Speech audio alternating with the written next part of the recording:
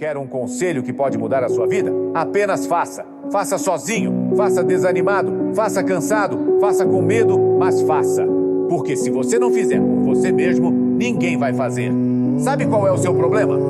Você espera estar motivado. E sabe qual o problema da motivação? É que na maioria dos dias você não terá nenhuma. E é aí que entra a diferença entre o vencedor e o perdedor. Tenha fé em Deus. Ele pode fazer milagres na sua vida, mas isso só acontece se você levantar e lutar. Compartilhe com alguém que precise.